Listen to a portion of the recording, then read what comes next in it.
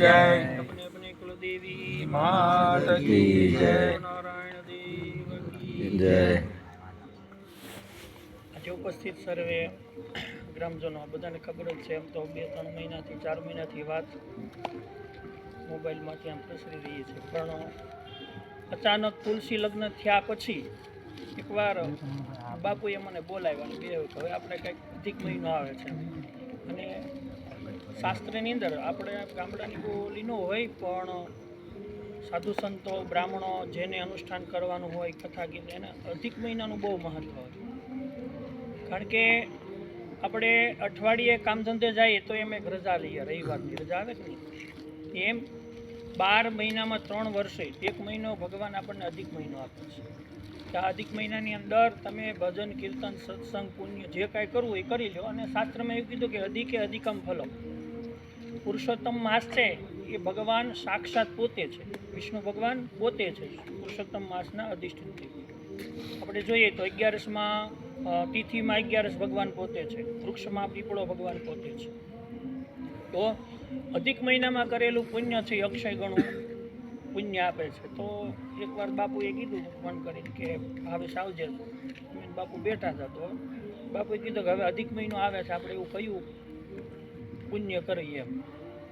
અને જેમાં ગ્રહ પીડાય પણ દૂર થાય, કોઈના સગાઈ લગ્ન વ્યવહાર એની હોય, કોઈ ઘરની બાધાઓ હોય, કોઈ પિતરોની નડતર હોય, કોઈને દેવી દેવતાઓની મઢની નડતર હોય. આ તો મેં કીધું કે ભાઈ અત્યાર સુધી આપણા ગામની અંદર દેવ કાર્ય ઘણા થયા અને થાય છે. હવન તો બાપુ તે 2-5 વર્ષે પણ દેવ કાર્યની સાથે પિતૃ કાર્યનો સમન્વય કરીએ તો વધારે પુણ્ય આપે.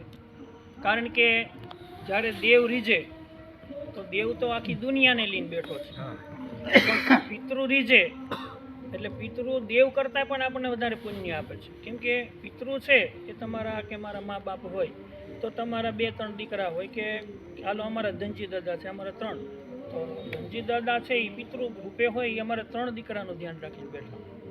દેવને તો બધી બાજુ રહેવાનું છે, પણ જ્યારે એ પિતૃ રૂજે ત્યારે દેવ કરતાંય પણ તમને મને વધારે ફળ આપે છે અને આપે જ છે. પિતૃ જેની ઉપર કૃપા હોય એને સંતતિ મળે, સંપત્તિ મળે અને સન્મતિ મળે. કારણ કે આ કળિયુગની અંદર બધું છે, આ 3 નથી. અને આ જગતમાં કોઈ મારા ઘડી કોઈ સુખી નથી. કોઈક શરીરથી સુખી છે તો પૈસાથી દુઃખી છે, કોઈકને શરીરને પૈસા બધું સારું તો સન્મતિ નથી, એક ભાઈ એવું ખાતા નથી પીતા નથી, આવું બધું ઘણું ઘણું થયા કરે. તો બાપુને મેં કીધું કે ભાઈ એવું આપણે ગામ સમજતો એવું કામ નથી થયું.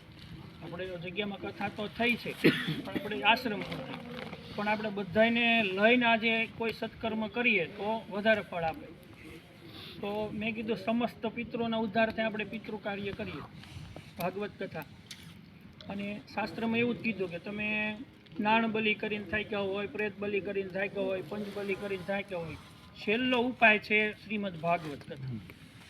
આ કરવાથી ગમે એવો પિતૃ હોય ને સદગતિ મળે, મોક્ષ મળે. એમાં વાત એવી કે શ્રદ્ધા અને વિશ્વાસ હોવો જોઈએ. કારણ કે શ્રદ્ધા અને વિશ્વાસ વિના આ દુનિયામાં શ્રદ્ધા અને વિશ્વાસ જ ભગવાન છે. તમને ને મને શ્રદ્ધા છે એટલે આપણે પથ્થરમાં ભગવાનને લઈને પૂજીએ, એટલે આપણે લોટો ચડાવવા જઈએ. અને એ શ્રદ્ધા જે છે એ તમારું ને મારું કામ કરે, બાકી તો માનો તો પથ્થર જ છે. તો ભાગવતનો એક પ્રસંગ કહું છું કે એક બ્રાહ્મણ હતા. હા, બ્રાહ્મણ પોતે કર્મનિષ્ઠ હતા, સંધ્યા વંદના પાઠ પૂજા બધું કરતા હતા, પણ દેવકાળે એના ઘરે એને કોઈ સંતાન નહોતું. અને આપણને ઘણા બધા કહેતા હોય સાધુ સંતો કે ભાગ્યમાં ન હોય ને તમે પરાણે લેવા જાઓ ને તો એ વિપરીત ફળ આપે. આપણે ઘણી વખત એવું કરી મહેનત કરતા હોય, મળતું જ ન હોય, છતાં એમાં જાય તો વિપરીત ફળ આપે. તો આત્મદેવ નામના બ્રાહ્મણ હતા, એને કોઈ સંતાન નહોતું. તો